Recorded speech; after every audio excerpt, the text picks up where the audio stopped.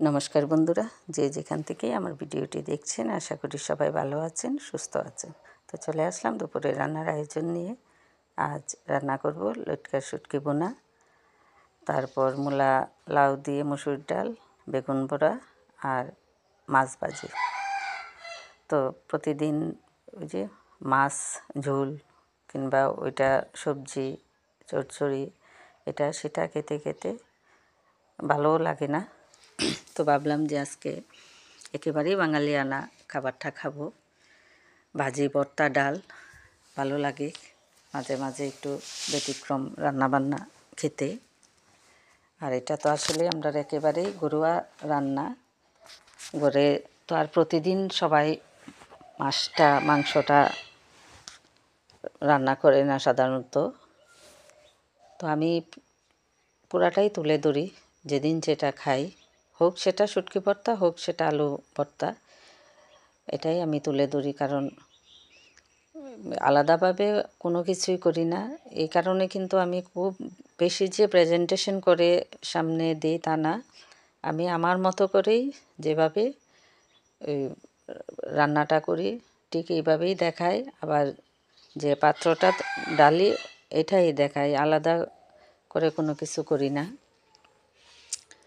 তো আজকে ঘরে আর বাহিরে দুই জায়গায় মিলেই রান্নাটা সম্পূর্ণ করলাম। কারণ ঘরে শুটকিগুলো গ্যাসের চুলায় ভেজে তারপরে জল দিয়ে ভিজিয়ে রাখছি, আর এখানে এসে চুলাটা ধরিয়ে তারপর রান্নাটা এক এক করে শেষ করব। তো এদিকে বোনাটা বসিয়ে দিলাম। আর বাইরে রান্নলে একটা সুবিধা কি, যে রান্নাঘরটা বসলে আপনি চতুর্দিক দেখা যায়, একেবারে খোলামেলা। এটাই আমার কাছে সবচেয়ে ভালো লাগে বেশি, যে আমি রান্নাঘরে বসে পুরাটা এলাকা দেখতে পারি। তো একেবারে মাঠঘাট সব ফাঁকা, জমি টমি কাটা হয়ে গেছে। যে আগে ধান থাকতে একটা সুন্দর ছিল, আর এখন ওই যে ধানটা কাটা হয়ে গেছে, এখন আবার অন্যরকম একটা সুন্দর। এই আগে যখন ধান জমিনে থাকতো তখন কিন্তু নির্দিষ্ট একটা রাস্তায় আমাদেরকে চলাফেরা করতে হতো। আর এখন ওই যে ধান কাটার পরে যে যার যেদিকে মন চায় এদিকেই কিন্তু সে রাস্তাটা বানিয়ে ফেলতে পারে হাঁটার সুবিধার্থে বা সময় বাঁচানোর সুবিধার্থে। আপনার ক্ষেতের মাঝামাঝি কোনাকুনি যে যেদিকে মন চায় এদিকেই যেতে পারে। তো এগুলি তো আসলে গ্রামে না আসলে উপভোগ করা যায় না। একমাত্র দেশের বাড়িতে, গ্রামের বাড়িতে যাদের আছে এরাই এটা বুঝতে পারবে, এটার যে কি ভালো লাগা এটার মধ্যে। আমার তো ভীষণ ভালো লাগে এইগুলি।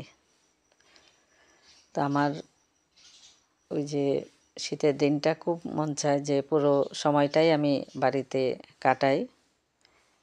আর এবার অনেকটা দিনই আমি বাড়িতে আছি, আরও হয়তো কিছুদিন থাকবো। তো আপনাদের সাথে কথা বলতে বলতে আমার রান্নাটাও প্রায় শেষ। এই যে সরপুঁটি মাছগুলি, এটা কিন্তু ওই যে নাতনিগুলি থাকে, ওর বাবা এই যে রাতে মাছ মেরে নিয়ে আসছে আর আমাকে বলছিল তরকারি দিবে, আমি বলছি না কাটা লাগবে। তো দুইটা মাছ দিয়ে দিছে, ওই মাছগুলি আমি ভেজে নিলাম, দুজনে দুইটা মাছ খেয়ে নিব। আর সাথে একটু পেঁয়াজ আর কাঁচামরিচ, গরম গরম ভাতের সাথে অনেক স্বাদ লাগবে খেতে। আর শীতের দিন রোদ্রে বসে দুপুরবেলার খাবারটা এটা খুব ভালো লাগে, যেটা বাসায় আমি পারবো না কোনো সময় করতে। তো আজ এই পর্যন্তই, ভালো থাকবেন, সুস্থ থাকবেন।